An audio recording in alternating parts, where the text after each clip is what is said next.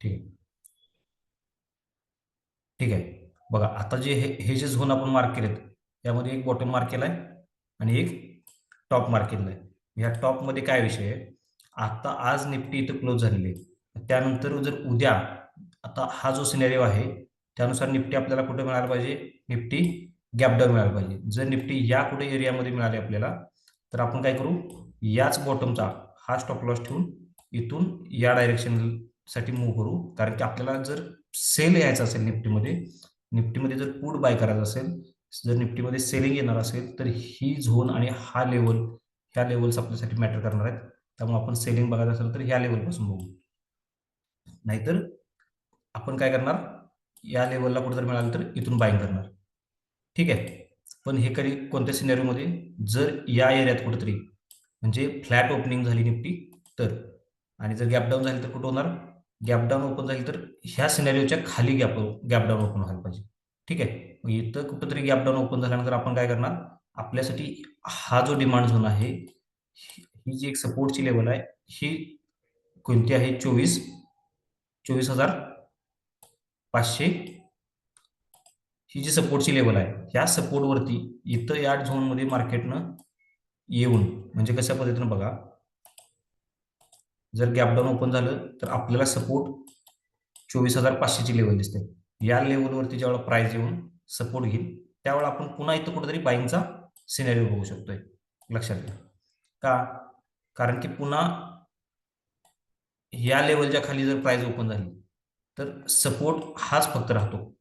म्हणून या सपोर्टवरती आपण बाईंग बघू आणि सेलिंगसाठी जो आपला ठरलेला झोन आहे या झोनमध्ये गेल्यानंतर सेल करू शकतो आपण.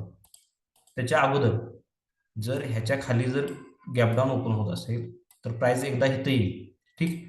त्यानंतर पुन्हा इथून, म्हणजे ही लेवल एक आपल्यासाठी इम्पॉर्टंट लेवल होते, सपोर्ट बिकम रेजिस्टन्स, म्हणून प्राइस इथून पडण्याचे पण चान्सेस आहेत. त्यामुळे जेव्हा पहिल्यांदा आपण बाय करू इथून या झोनमधून तर पहिलं टार्गेट आपण हे धरू, लक्षात घ्या. आणि जर ह्यानंतर जर पुरा आपल्याला वाटलं बाईंग साईडला स्ट्रेंथ कायम आहे बायर्सची, तर आपण पुन्हा एकतर इथं एंट्री भेटली तर करू, किंवा याच वेवच्या 50%ला इथं कुठेतरी आपल्याला एंट्री भेटली तर आपण इथंपर्यंत तिला ट्रेल करण्याचा प्रयत्न करू. आणि मग हा झाला फ्लॅट आणि गॅप डाऊनचा सिनेरिओ. गॅपअपचा सिनेरिओ असेल तर काय करता येईल, तर गॅपअपच्या सिनेरिओमध्ये बघा प्राइस आपल्याला इथं कुठेतरी ओपन व्हायला मिळालं पाहिजे. लक्षात घ्या.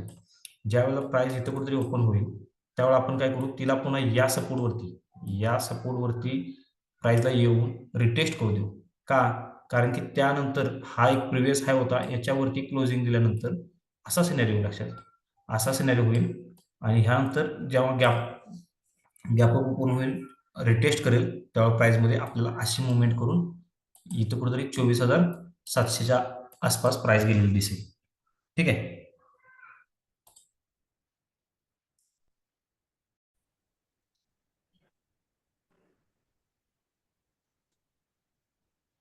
ठीक आहे. तुम्ही सांगा मला, काल आपण डिसाईड केलेलं परत एकदा हे करू आपण. ठीक आहे, रेकॉर्ड करू थोडं. काल आपण हे लेवल मार्क केलेलं कालचे लेवल आहेत. Yes sir. बरोबर आहे. या लेवल मध्ये आल्यानंतर काय करायचं ठरलेलं आपलं, बाईंग करायचं. बाय करायचं ठरलेलं. त्याचं टार्गेट कुठपर्यंत होतं, ती वरती जी ब्लॅक लाईन मारली. ब्लॅक लाईन मारले तिथं. ओके, बरोबर आहे. सेम एक्झॅक्टली आपण त्यामध्ये एंट्री कशा पद्धतीने करू शकत होतो मार्केटला, त्याच्यापेक्षा काय ठरलेलं आपलं ऑलरेडी, गॅपअप मार्केट ओपन होईल.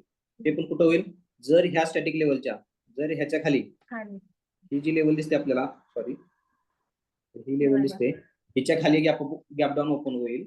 आणि गॅप डाऊन ओपन झाल्यानंतर काय होईल, मार्केट हा या लाईनला जाऊन सपोर्ट घेईल खाली आपण. बरोबर, इथपर्यंत मार्केट यायला पाहिजे.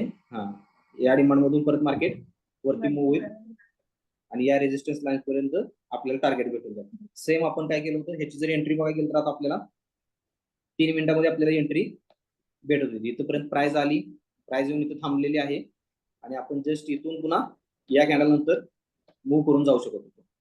बरोबर. सेम आपण बँक निफ्टी मध्ये पण बघितलेलं काय अनालिसिस.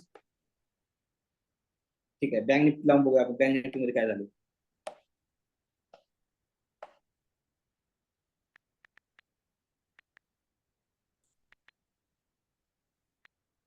बँक निफ्टी मध्ये आपण फ्लॅट एक्सपेक्ट केलेलं आणि जर गॅप डाऊन झालं तर वेगळ्या लेवल असतील.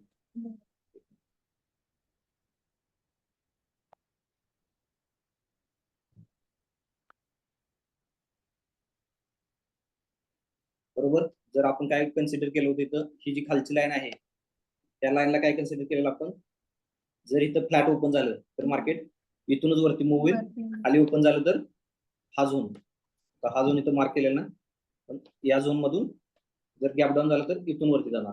आणि हा जो गोल आहे, एक मिनिट, आपण हा गोल 30 मिनिटात मार्क केला होता, बरोबर.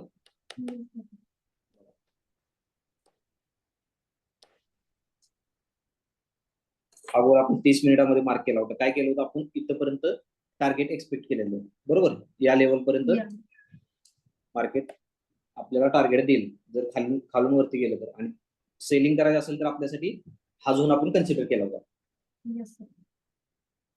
दोन्ही चार्ट मध्ये आपल्याला जी मुवमेंट मिळालेली आहे ती मुवमेंट किती पॉईंटची मिळाली, ऑलमोस्ट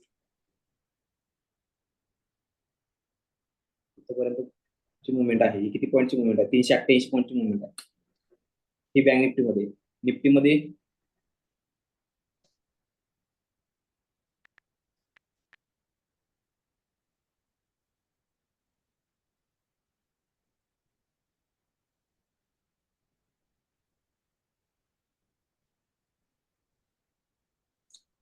दीडशे पॉईंटची, 136 पॉईंटची, किंवा मी म्हणतो 130 पॉईंटची पकडावं, ठीक आहे.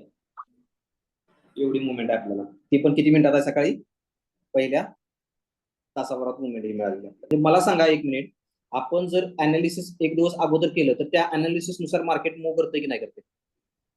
Yes sir. आपलं एज्युकेशन काम करते की नाही मार्केटमध्ये? करते सर. कारण की आपण ते एज्युकेशन काम करतोय म्हणूनच आपण अगोदरच्या दिवशी लेवल देऊ शकतोय, किंवा एक मी तुम्हाला तेवढ्या कॉन्फिडन्सने लेवल सांगू शकतोय की मार्केट इथून मूव्ह होणार आहे, प्रॉपर मूव्ह करते, पैसे होत आहेत. आपण जे एज्युकेशन देतोय त्या एज्युकेशन नुसार मार्केट मूव्ह करते म्हणून तर आपण अगोदरच्या दिवशी सांगू शकतोय ना.